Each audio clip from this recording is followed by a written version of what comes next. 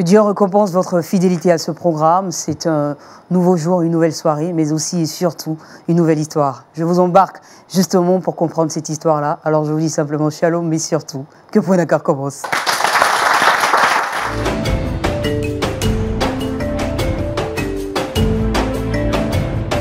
Merci à la famille qui nous suit, qui nous accompagne ce soir. Bienvenue, peuple de Dieu. On est en famille, on est content de retrouver tous ces visages, à l'instar du visage du pasteur Kinda qui était avec nous la semaine dernière. Shalom, pasteur. Merci, sois béni. Amen. Comment est-ce qu'il se porte, notre pasteur?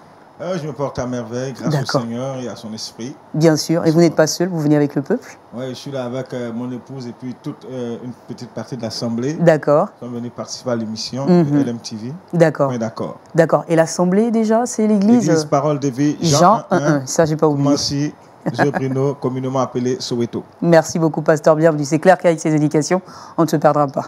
Et juste à côté de vous, un autre pasteur qui nous fortifie chaque semaine par ses conseils concrets, par son expertise et sa connaissance de la parole de Dieu, le pasteur Tchoumou, qu'on prend énormément de plaisir à retrouver. Shalom, pasteur. Shalom, Claudia. Comment vous allez? Oui, ça va, par la grâce de Dieu. Par la grâce de Dieu. Et vous? Moi également, je me porte bien. Dieu merci. Mais ce n'est pas le cas, en tout cas, pour les personnes que nous allons recevoir tout à l'heure. Et justement, je sais que vous êtes impatients, tout comme moi, et d'ailleurs tout comme ce public, de savoir à quelle histoire est-ce qu'on sera confronté aujourd'hui. C'est le moment de le savoir. On peut faire entrer tout de suite notre invité. Voilà, allez. Merci.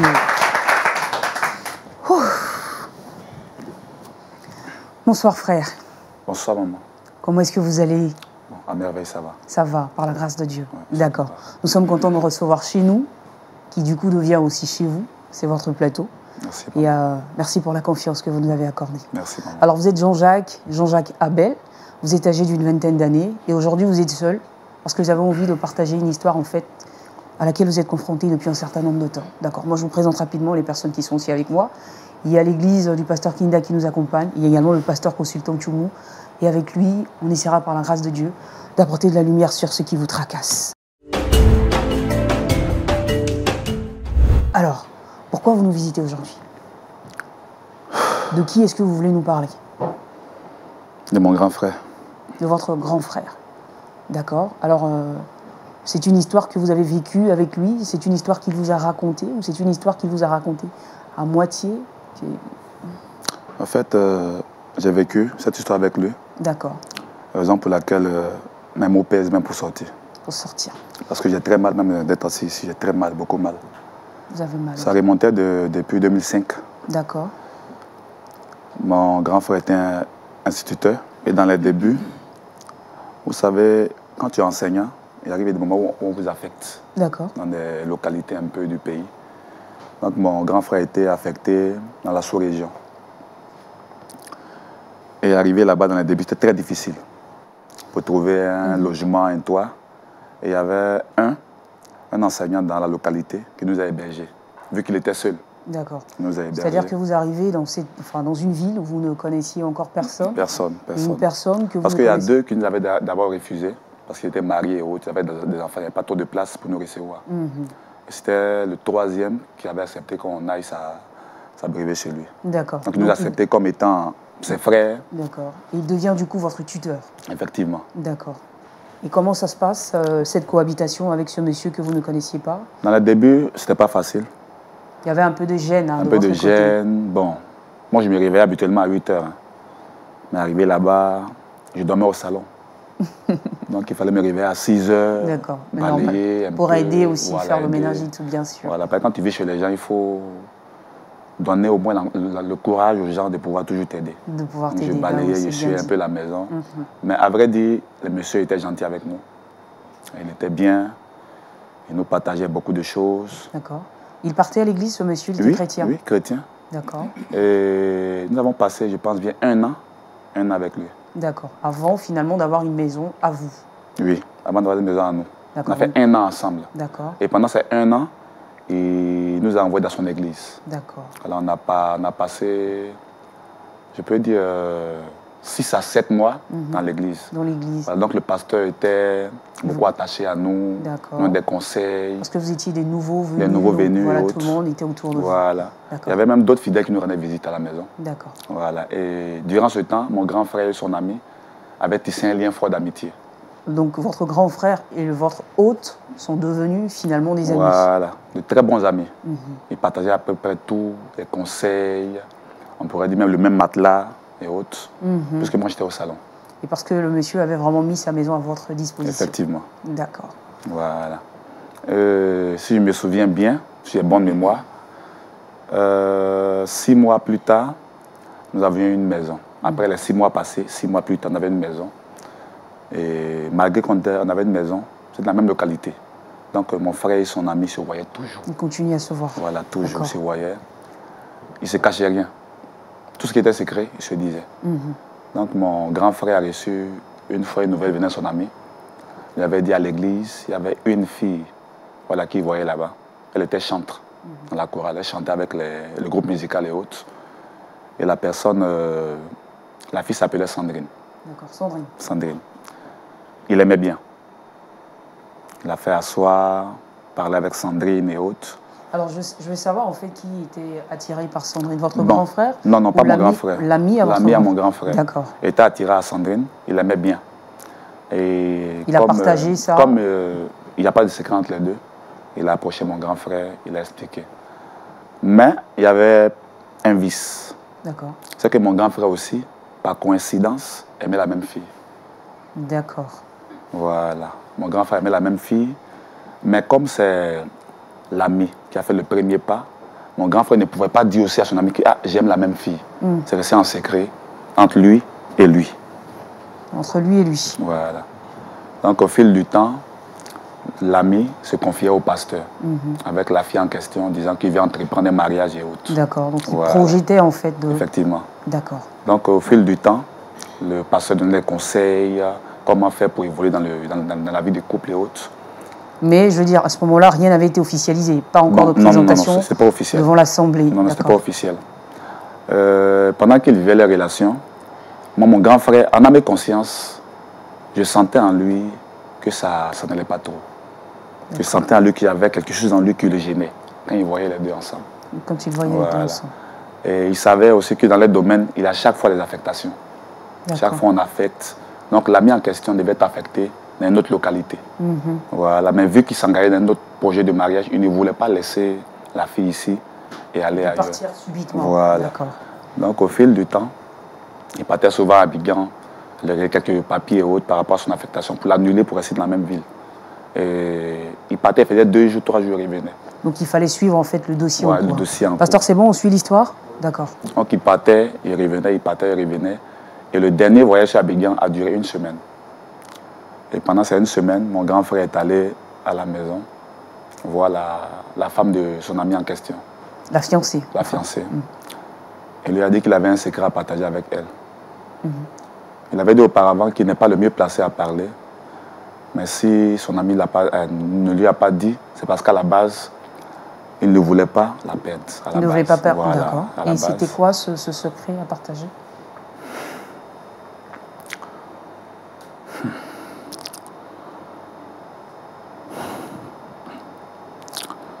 Excusez-moi si je soupire, c'est parce que vraiment j'ai très mal quand je parle. Il a dit à sa femme que son ami souffrait du VIH. Il va voir la fiancée, enfin, la pré-fiancée de son... Il dit à la fiancée de son ami que son ami a le VIH, que son ami aurait dû lui en parler. Mais pourquoi son ami n'a pas dû en parler? C'est parce qu'il ne voulait pas que peut-être la relation se détériore. Voilà pourquoi il n'a pas en parlé. Donc la fille, au début, elle était un peu tourmentée, troublée et autres. Elle voulait en parler au pasteur. Il a dit non, ça soit un secret entre les deux. Le secret est resté pendant, je pense bien, 2 semaines. Et quand le monsieur est arrivé en question, l'ami de mon grand frère est arrivé en question, il a voulu joindre la fille, elle a refusé de décrocher ses appels. Quand elle appelle, elle ne décrochait pas. Il lance au moins, elle ne décroche pas. Il a voulu la voir pour pouvoir en parler, mais qu'est-ce qui se passe et puis tu ne me reçois pas et autres. Elle ne voulait rien savoir. Elle est même allée voir le pasteur pour dire au pasteur, ah vraiment, je ne voulais plus me marier. Le pasteur demandait, mais pourquoi tu ne veux plus te marier? Elle dit non, mais la même vision qu'elle avait au début, elle n'a plus maintenant. D'accord, donc elle ne dit pas réellement au pasteur que... Parce que le grand frère avait dit à la femme que ce soit un secret entre les deux. Parce que si jamais elle arrivait à dévoiler le secret, Ça allait gâter peut-être leur amitié. D'accord. Voilà pourquoi on n'a pas voulu que... Donc il a exigé en fait que voilà. sa fiancée ne dise jamais à qui que ce soit Effectivement. que l'ami était malade. Alors ce que je veux savoir, est-ce que l'ami était vraiment malade, était vraiment atteint de cette maladie? Bon, moi je pense que non. Je pense que non. L'ami n'était pas malade. D'accord, allez, poursuivez le récit, allez-y. Et lorsque elle a vu le pasteur a dit, mais tu t'es engagé dans une relation, nous avons commencé déjà à prier, que le mariage soit effectif. Mais comment du jour au lendemain tu changes de décision? Elle dit non, la vision qu'elle avait au début, la vision n'est plus la même, qu'elle ne veut plus se marier. Qu'elle ne ressent plus d'amour. Voilà, plus d'amour pour le monsieur. Comme c'est une histoire de cœur aussi, le pasteur ne pourrait pas trop insister dans cette démarche-là. Donc ceci étant, elle a renoncé au mariage. D'accord. Donc à chaque fois que le monsieur allait vers elle, pour essayer de savoir la cause. La raison principale voilà, de ce... Ouais. Elle refuse de parler au monsieur. Elle refuse entièrement de parler au monsieur. Or, lui aussi, dans la même ville, il enseigne. Ils sont dans la même église. Chaque fois, la voix et autres, il n'arrivait pas à supporter. D'accord. Donc il allait à Abidjan encore, aller suivre le papier de l'affectation. Pour être affecté cette fois-ci. Affecté finalement. Pour accepter en fait l'affectation. Voilà, l'affectation finalement. Et pourtant, quand il partait en ville, c'était pour Peut-être pour annuler l'affectation. Mais vu que la situation a changé, il n'était plus dans sa faveur. Voilà, donc il voulait vraiment changer de ville. Et voici où commence même, on pourra dire, le calvaire. Donc c'est-à-dire que quand votre hôte, celui qui a été votre hôte dans cette ville, il est affecté dans une autre ville, est-ce que vous restez toujours dans la même ville? Bon, dans le début, j'étais à la maison. J'étais à la maison. Et pendant que l'ami de mon frère était allé à Abidjan pour le démarche de l'affectation, pendant ce temps, mon grand frère partait voir la fille pour la consoler par rapport à ces moments difficiles, c'est pas bon et autres, il est malade et autres, sois forte. Il la consolait. Donc pendant qu'il la consolait, je vous avais dit au début que mon grand frère aimait la fille en question. Voilà, donc pendant qu'il la consolait, il faisait les avances. Tout le monde connaît les femmes, hein, en état de faiblesse. Il faisait les avances. Il lui faisait des avances. Voilà. D'accord. Et ça a duré 2 mois. 2 mois et le 3e mois, je pense bien que la fille a accepté ses avances. Mais à ce moment-là, votre hôte était déjà dans une autre ville. Il voulait aller... Oui. Il m'a demandé à mon frère, même s'il appelait son ami. Bon, il me disait, bon, je l'appelle, ça va chez lui, mais souvent son numéro ne passe pas. Il dit, bon, donne-moi son numéro, je vais l'appeler aussi. Oui, parce qu'il nous a quand même hébergé. Il dit non, que le numéro est dans un calepin, après il va me donner. Après je le rappelle, mais grand frère, par rapport au numéro, il dit non, laisse. Le jour où tu es prêt, tu vas l'appeler. Il dit super, je dis, il ne veut pas me donner le numéro. Et donc vous n'avez plus jamais eu de contact avec Jusqu'à présent. Et le monsieur, il est parti, vous ne savez, non, je sais pas vous ne savez plus dans quelle ville. Votre pas frère a complètement coupé toute relation avec cet ami. Bon, je pense bien qu'il a coupé. D'accord. Je pense bien. À mon humble avis, je pense bien qu'il a coupé. Alors si je vous suis bien dans cette histoire, c'est-à-dire que c'est après en fait après le départ de votre hôte, que votre grand frère a commencé à faire les avances. Mais quand même, un peu de temps s'était quand même écoulé aussi. Oui, un peu de temps, oui. 2 mois, 3 mois. A fait des avances. Et ce qui m'a beaucoup surpris, c'est que la fille venait à la maison. Donc moi, ça me gênait un peu. Parce que tu savais tout de suite que... Bon. Je savais, donc ça me gênait. Et j'ai commencé à œuvrer au niveau du campus pour avoir une chambre là-bas. Et par la grâce de Dieu aussi, j'ai pu avoir la chambre au campus. Et vous êtes parti? Je suis parti. Donc, pendant ce temps, mon grand frère et la fille étaient à la maison là-bas. Ils se sont mariés? Bon, je n'étais pas trop là-bas, mais souvent de la semaine, ils passaient souvent le saluer. Mais je trouvais toujours la fille là-bas. Je trouvais toujours la fille là-bas. Jusqu'au jour où il vous appelle pour dire qu'il va se marier avec la fille en question. Ça m'a beaucoup surpris. Au fait, je ne pourrais pas montrer à mon grand frère que je ne suis pas content. Au fond, je ne suis pas content, mais il a fait un sourire d'hypocrisie, au fait. Il a souri, félicitations, mais au fond de moi, je n'étais pas content. Parce que la femme ne l'appartenait pas. Il a dit que son ami avait le VIH, mais je ne pense pas qu'il avait le VIH. Et ils ont vécu ensemble. Ils se sont mariés, ils ont commencé leur petite vie d'amoureux. Mais ils n'ont pas eu d'enfants. Ils n'ont pas eu d'enfants. Et depuis combien de temps est-ce qu'ils sont mariés aujourd'hui? Bon, ça fait maintenant, je pense, bien 3 ans. 3 ans qu'ils sont mariés. 3 ans et depuis ces 3 années, vous n'avez plus jamais revu l'ami de votre frère. Votre frère aussi n'a jamais cherché à voir cet ami-là? Non. Chez lui, c'est une vieille histoire, quoi. D'accord. Alors, ce que je veux savoir, pourquoi aujourd'hui, pourquoi vous êtes triste dans ce cas? Parce qu'apparemment, tout va très bien. Votre frère est marié. La sœur a dû oublier également son premier fiancé. Pourquoi vous êtes là, vous, aujourd'hui? C'est parce que ces derniers temps, lorsque je partais voir mon grand frère, il était beaucoup souffrant. D'accord. Il souffrait beaucoup. Il perdait du poids. Il vomissait beaucoup. Il chauffait même beaucoup. Et vous lui avez demandé ce qui se passait? Bon, quand je lui demande, il me dit non, c'est un début de palu. C'est la fatigue, ça va passer. Mais fatigue, il ne passe jamais. Palu qui persiste pendant combien de mois, ça ne finit pas. D'accord.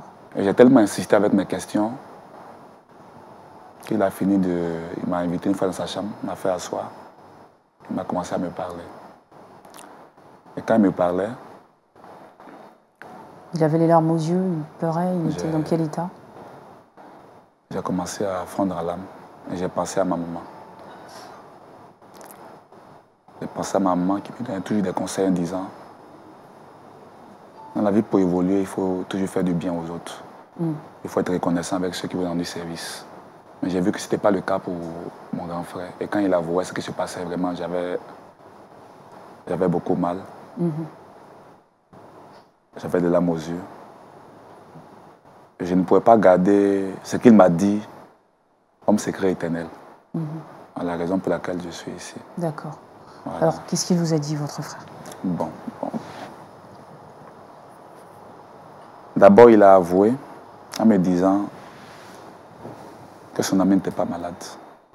N'avait pas le sida, le VIH. En réalité, son ami n'avait jamais été malade. Non. D'accord. Il n'avait jamais été malade. C'est lui-même qui avait le VIH. Non, ce que je veux comprendre là, son ami n'avait pas le VIH à cette époque. Lui non plus, à cette même époque, n'avait pas le VIH. Mais là, en ce moment, aujourd'hui, il a le VIH. Il a le VIH. Lui-même, il dit qu'il ne sait même pas comment c'est arrivé. Parce qu'il n'a jamais trompé sa femme. Il n'a jamais trompé sa femme, c'est ce qu'il m'a dit. Il dit peut-être qu'il ne sait pas si c'est à l'hôpital, en prenant le sang, il a eu ça, mais il ne sait pas. Et donc aujourd'hui, c'est lui qui vous dirige vers nous, afin de pouvoir retrouver cet ami pour qu'il puisse lui demander pardon, je suppose. Moi, je l'ai invité à venir sur le plateau. Mais il est malade. Non, il a refusé. Parce que du moins, ça portait d'abord cette maladie et venir s'asseoir sur un plateau devant tout le monde, exposer un peu, c'est un peu gênant et honteux. Imaginez, même étant à sa place, moi, je ne serais pas venu. Moi, je ne serais pas venu. Donc, je suis arrivé parce que il m'a beaucoup supplié, demandé pardon, pour qu'on puisse retrouver son ami, pour qu'il puisse avouer ce qu'il a fait dans le passé, avant qu'il ne soit tard. C'est la raison pour laquelle je suis là. Parce qu'il se dit qu'il va peut-être partir. Bon, moi je ne prévois pas qu'il parte, mais cette maladie-là, tous ceux qui ont eu, que moi j'ai connus, sont partis. Tous ceux que j'ai eu qui sont partis, qui ont eu ça, c'est ceux qui sont partis. Vous en voulez à votre frère? Je l'en veux amèrement même, je l'en veux amèrement. C'est parce que c'est mon frère, on ne peut pas dire non, j'ai fait ceci, j'ai fait cela. Mais même si ce n'était pas mon frère, je vous assure que j'aurais fait quelque chose de pire, quoi. Parce qu'imagine une personne qui t'a hébergé, une personne qui t'a aidé dans ce pays-là. La femme qu'il a aimée, même si tu as aimé la femme, tu n'es pas obligé de mentir en disant qu'il a le sida, ou ce n'est pas le cas. Et présentement, le sort que tu as mis sur lui est retenu sur toi. Il n'a plus son numéro, aucun contact, là où il en ne sait pas. Tu vis dans le péché. Et donc aujourd'hui, il souffre? Il souffre, mais ce qui m'a beaucoup plu, c'est que la femme en question n'est pas infectée. La femme n'est pas infectée. D'accord. Alors ce que je veux savoir, je suppose que jusqu'à aujourd'hui, sa femme non plus ne sait pas la vérité, il n'y a rien dit. Bon, là, je ne sais pas. Mais il m'a fait asseoir, il m'a parlé, mais je ne sais pas ce que sa femme est au courant. Si elle était au courant, elle ne serait pas là-bas présentement. Je ne sais pas ce qu'elle soit au courant. Donc aujourd'hui, vous avez envie de retrouver les traces de cet homme qui vous a hébergé il y a quelques années. C'est mon souhait. Et lui demander pardon à la place de votre grand frère. Voilà, c'est mon souhait. Et peut-être au besoin le conduire chez votre frère pour qu'il puisse aussi peut-être le voir. Je prie Dieu pour que cela arrive. Si j'ai réussi à le croiser, demander pardon à la place de mon grand frère, pour qu'il puisse lui pardonner au moins. Ça sera déjà l'essentiel. Ça sera l'essentiel. Voilà, ça sera l'essentiel. Est-ce que votre frère arrive à travailler aujourd'hui? Est-ce qu'il... Non, non, non, non, non. Il est aussi abattu moralement? Il est abattu moralement, physiquement, mais ça ne va pas. Tout l'argent qu'il gagne, même là, ça rentre dans les médicaments. Mais personne ne sait aussi à l'école qu'il a ça. Je pense bien que je suis la seule personne qui lui s'est présentée. Qu'il est séropositif. Voilà la raison. Moi, depuis, il m'a dit il a ça même pour manger avec lui-même là. Vous avez peur? Non, j'ai peur. Je me suis dit, il dit qu'il n'a pas trompé sa femme. Et puis il a eu ça. Non, je ne sais pas, peut-être que si moi aussi je mange, je vais l'avoir. D'accord. J'espère en tout cas que votre cri de cœur sera entendu. Vous passez voir votre frère régulièrement puisque vous ne vivez plus avec lui. Oui, je passe régulièrement, je vais le voir. Mais de la manière que vous aviez de la considération voilà, pour lui au avant. début, bon, c'est plus maintenant. Ça peut dire que c'est un conseil à tout le monde, quoi. Parce que envier, c'est pas mauvais. Mais envier dans le mauvais sens peut conduire aux conséquences vraiment qu'on peut regretter demain. Parce que je me suis dit, en tant qu'un homme, il y a plusieurs femmes dans cette vie. Mais pourquoi forcément la femme que ton sauveur, hein, puisqu'il nous a aidés, ton sauveur a aimé, tu pouvais employer un autre moyen pour prendre sa femme, mais mentir qu'il a le sida pendant qu'il n'a pas. Moi, je me dis que si c'était là, vraiment, tout se paye. Mais comme c'est mon frère aussi, je ne peux pas l'inculper, le Mais causer à vous tort avez et de la autres. colère, de la rage, en fait. Bon, j'ai la contre votre frère. colère, mais en toute chose, le pardon aussi, il est divin. Je peux pardonner à mon frère seulement si il retrouve son ami. Il retrouve son ami. Voilà, s'il l'a retrouvé. Je suis sûr qu'il a au moins un indice. Quand il partait avec lui, ils ont changé le numéro. Parce que moi, j'étais encore tout gamin. Voilà, je n'avais pas trop la notion de truc, j'étais tout gamin. Et maintenant que j'ai pris un peu d'âge, je suis un peu mature maintenant, il approche le grand frère, mais par rapport à ton ami, c'est comment? Le grand frère ne veut pas me donner son numéro. Chaque fois, après te donner, ça passe pas. Et que tu as un portable, il dit, j'ai un téléphone. Et que les réseaux passent, oui, ça passe. Donne-moi son numéro, après, je vais te donner. Tu vas lui dire quoi, même comme tu te l'appelles, tu vas lui dire quoi?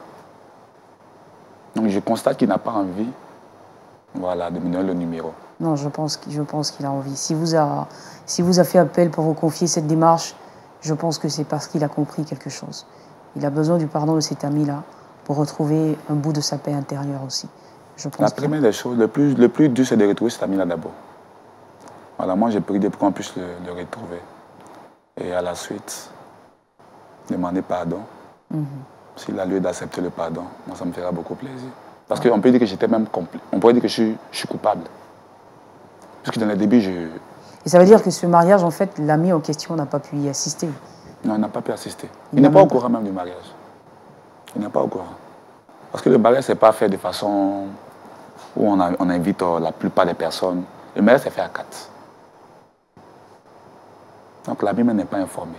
Et je ne suis pas sûr même que l'ami pourra pouvoir le pardonner facilement. Mais moi, mon souhait, c'est de retrouver d'abord l'ami. Si on a pu le retrouver. Parce que là, aujourd'hui, votre frère souffre dans la maladie. Il souffre, voilà. Parce que même si il continue de souffrir, que le pardon a été acquis, c'est déjà l'essentiel. C'est ça. Voilà, donc moi, présentement, c'est l'ami. S'il me suit, on ne sait jamais. S'il me suit dans cette émission, moi, c'est mon souhait. Voilà, et vous êtes prêt à revenir ici? À revenir ici même. Pour lui demander pardon. Pour lui demander pardon à la place de mon grand frère. Et même s'il y a la possibilité de prendre mon grand frère, même dans un fauteuil roulant, l'envoyer ici, je serais capable de le faire. Le plus important, c'est le pardon qu'on doit demander. Parce que là qu'il a commis, vraiment, ce n'est pas un bon acte. C'est un acte qui, vraiment... Je ne pense pas qu'on peut passer ça facilement. Je ne pense pas. Si ça arrivait à l'un des invités ici, je ne pense pas qu'il pourrait pardonner facilement. Mais dans tous les cas, le pardon, la seule chose que l'on puisse donner à l'autre. Et comme c'est arrivé, je demande à tout le monde de m'aider en prière. Voilà. Afin de pouvoir remettre la main sur ce remettre sauveur. la main sur ce sauveur-là. Qui est entré dans votre vie à un moment. À la base, demander pardon pour l'acte que mon frère a commis. S'il me retrouve ici, c'est par rapport à ça. Sinon, à la base, je ne devais pas être ici. C'est le grand frère Kassouma qui devait être là. Mais pourquoi moi je suis là? Il est souffrant. Il est souffrant. Voilà pourquoi moi je suis là. Donc vous dites aujourd'hui que tout son argent passe dans les soins. Tout son argent. Ouais. Il n'arrive même pas à économiser. Même récemment, la facture même qui est arrivée n'a pas pu payer. Non, je ne travaille pas, je suis étudiant. Mais est-ce que sa femme sait qu'il souffre de cette maladie? Sa femme sait qu'il est malade, mais elle ne sait pas de quoi il souffre. Parce que même à sa femme, il a également caché la vérité. Si lui dit, c'est sûr qu'elle va partir.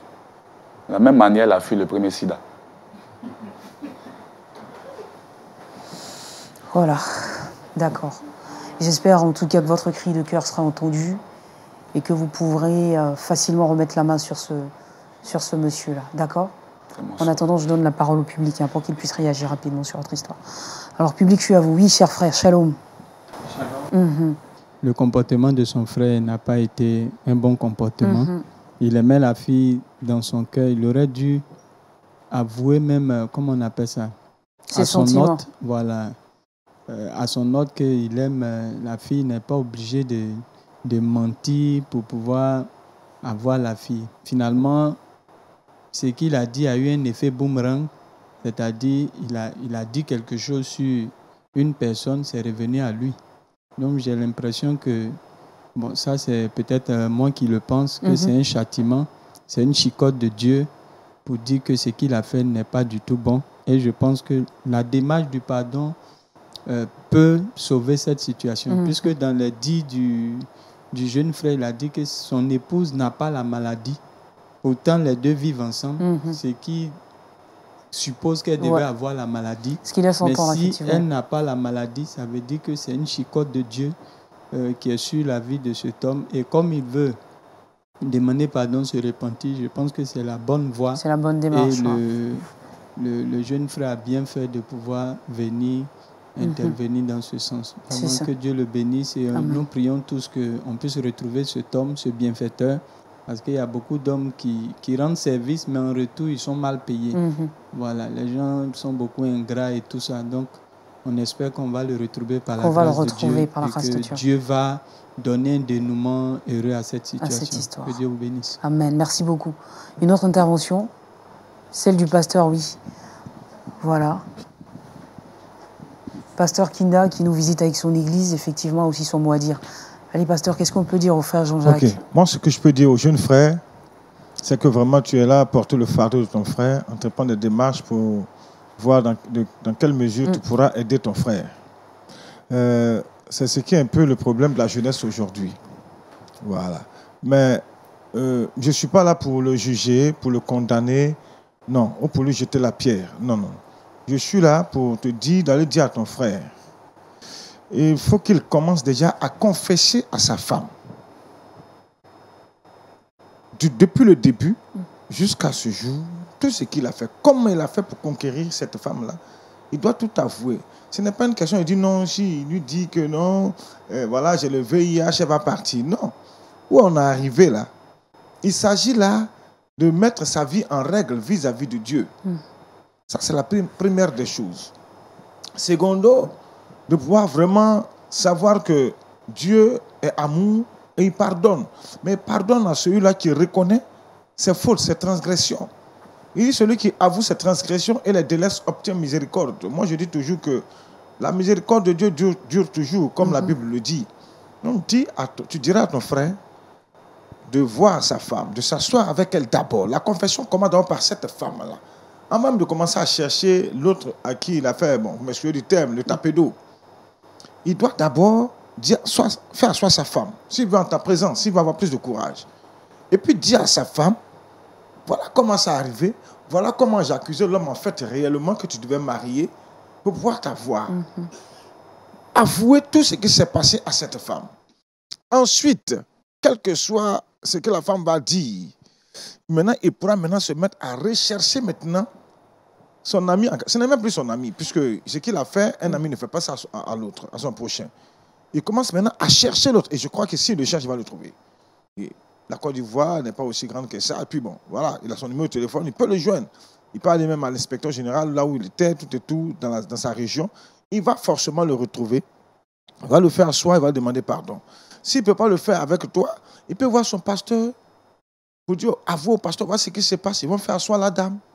Ah, voilà ce que ton mari nous a confessé, nous devons vraiment te confesser auprès de toi. Chercher l'autre, et puis après toute cette confession-là, d'abord, il a obtenu le pardon de Dieu, il aura obtenu le pardon de sa femme, le pardon de ce ex-ami-là, voilà, qui est un frère en Christ. Et puis ensuite, maintenant, en ce qui concerne sa santé, sa guérison et autres, tout dépendra du Seigneur. Si le Seigneur veut le guérir, il le guérit. Si le Seigneur veut, bon, qu'il ne guérisse pas, tout dépendra du Seigneur. Mais lui, au moins, il aurait mis il aurait réussi à ramener cette bonne relation qu'il avait avec Dieu avant que cette affaire-là n'arrive. Moi, ce que j'avais à dire, et puis en même temps, dire aux jeunes gens de faire très attention. Voilà. Il faut savoir où on met les pieds, il faut apprendre à rechercher la volonté de Dieu dans tout ce que nous faisons. Voilà. Que le Seigneur vous bénisse. Amen, pasteur. Que Dieu vous bénisse également. Alors, frère Jean-Jacques, hein, voilà déjà les conseils des frères et sœurs d'ici. Déjà qui saluent bien sûr ta démarche de retrouver les traces de votre ami, de votre hôte, de ton grand frère aussi. Je considère qu'il est aussi ton grand frère, d'accord? Maintenant, je te propose de laisser la parole au pasteur Tchoumou pour entendre également son avis sur la même question. C'est parti. Shalom, pasteur Tchoumou. J'ai écouté Jean-Jacques. Je voudrais louer son courage et sa détermination à pouvoir apporter de l'aide à son frère.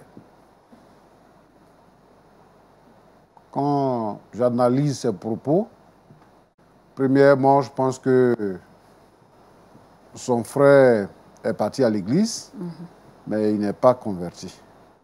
Il n'est pas chrétien. Parce que les histoires de branchement ou bien les histoires de traîtrise dans l'église pour prendre la fiancée, pour prendre la fille que quelqu'un d'autre aime, ça, pour le faire, il faut que tu ne sois pas chrétien. Parce que le chrétien recherche la volonté de Dieu pour prendre sa femme.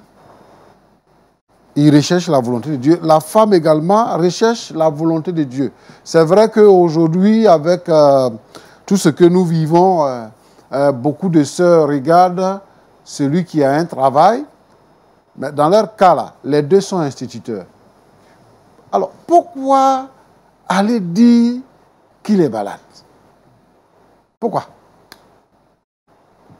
Il est malade, il n'est pas malade, ce n'est pas ton affaire. Il y a tellement de sœurs dans l'église. Là où ils sont là, s'il n'y avait pas une sœur à son goût, ils pouvaient la trouver dans une autre assemblée. Et puis pourquoi c'est particulièrement celle que celui qui l'a hébergée aime? Et c'est sûr de tout le monde. C'est la méchanceté. C'est-à-dire qu'il est méchant de nature. Du début jusqu'à la fin, il est méchant. Et comme il voulait faire croire que son ami a le VIH, donc lui-même il va avoir le VIH pour voir ce que ça fait. C'est pour ça qu'il a eu le VIH. Ce qu'il doit faire, c'est qu'il doit aller voir le pasteur. Il doit voir le pasteur pour se repentir. Moi, je sais qu'il ne peut pas avoir le courage de rechercher son ami ou de partir dire à sa femme et tout ce qui est arrivé. Il ne peut pas avoir le courage de ça. Mais le pasteur peut l'aider. Alors, qu'il aille voir le pasteur pour se repentir. Si on pense que la maladie qu'il a est mystérieuse, c'est que c'est un châtiment de Dieu. Le salaire du péché, c'est la mort. Donc, qu'il aille voir le pasteur pour se repentir. Moi, je pense qu'on va dire à Jean-Jacques de parler franchement à son frère. Parce que s'il est là, c'est parce qu'il aime son frère et il a peur que quelque chose ne lui arrive maintenant. Mais rien ne va lui arriver. à partir du moment où il a pris conscience et qu'il pense que la situation peut se régler, il faut qu'il aille voir le pasteur.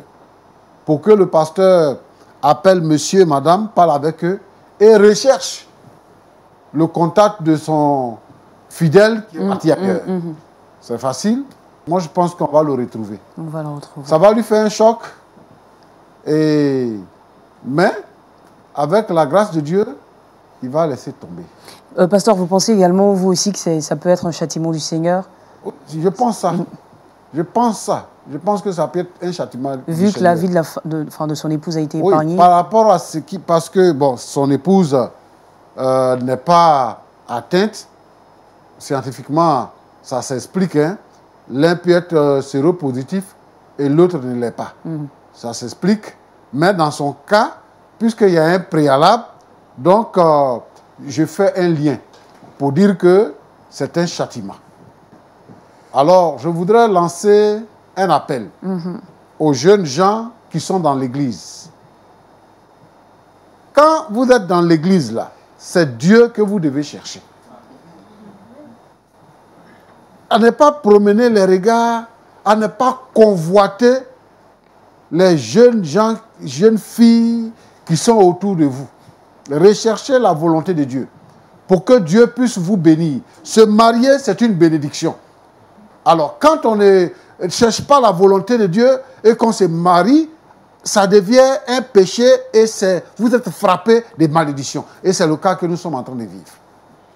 Alors, je voudrais lancer donc un appel à ce monsieur-là, cet instituteur-là, dont je n'ai pas le nom, mais je voudrais dire, s'il se reconnaît, s'il nous suit, s'il se reconnaît, il y a quelqu'un qui lui a fait du mal.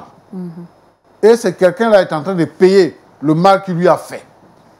Nous sommes là pour l'interpeller, lui demander pardon, bien qu'il ne sache pas que quelqu'un lui a fait du mal, mais il faudrait qu'il apprenne maintenant, qu'il sache que quelqu'un lui a fait du mal. Celui qu'il avait considéré comme son ami là, lui a arraché sa femme. Et il est en train de payer aujourd'hui. Il n'a qu'à savoir ça et lui pardonner. Si possible, lui-même, même avant qu'on ne puisse aller vers lui, je lui demande pardon parce que c'est un frère en Christ. Il n'a qu'à faire le déplacement pour aller voir celui qu'il considère comme son ami. Et puis, ils vont prier le Seigneur pour que le Seigneur décante la situation. De toutes les façons, c'est déjà passé. Et je sais que cette fille-là, il ne l'aime plus. Peut-être qu'il s'est marié aussi parce que le temps est passé. Mais vraiment, on a besoin de lui pour que le pardon soit accordé à l'autre. Et je voudrais dire ici l'ancien appel au pasteur pour que le pasteur prenne le sujet en main et qu'il puisse régler la situation. Voilà. Que Dieu vous bénisse. Amen. Que Dieu vous bénisse également, pasteur Tchoumou. Alors, vous nous l'avez dit, Jean-Jacques, vous ne vivez plus avec votre frère, mais vous passez de temps en temps. C'est vous qui faites ses courses pour ses médicaments, l'achat, tout ça, son suivi médical. Oui, c'est moi. C'est vous qui faites pratiquement tout. Vous êtes son seul petit frère. Le seul. C'est le seul petit frère. Elle a une petite soeur, mais elle n'est pas ici. Elle n'est pas avec vous. D'accord. Donc, c'est vous, en fait, le deuxième homme de la famille, après votre grand frère. Oui, c'est moi. Qui a pris de l'âge aussi, parce que du temps est passé quand même. Oui. D'accord. Alors voici, tous ces conseils ont été donnés pour vous, hein, d'accord? Donc vous reverrez votre frère ce soir ou demain, et puis voilà. Vous lui direz tout ce que vous avez entendu ici. Peut-être qu'il n'a plus de force en lui, peut-être qu'il n'a plus d'espoir, peut-être qu'il n'a plus de courage. Mais je pense que si vous êtes arrivé jusqu'ici, vous repartez avec ce courage que tous ses frères et sœurs vous ont donné, et vous les enverrez à votre grand frère. Donc qu'il puisse faire la démarche, effectivement, d'aller d'abord voir son pasteur, en parler à sa femme, et en troisième position, retrouver donc ce frère en question. Vous pensez que c'est possible, hein? Ça ne sera pas facile, mais rien n'est impossible. Rien n'est impossible. Rien n'est impossible. Adieu. Mais d'abord, pour que ce soit possible, on a besoin de prière. Voilà. Il n'est pas bon. L'erreur humaine, ça ne veut pas dire que je le soutiens. C'est parce que je veux son bien que je suis arrivé ici.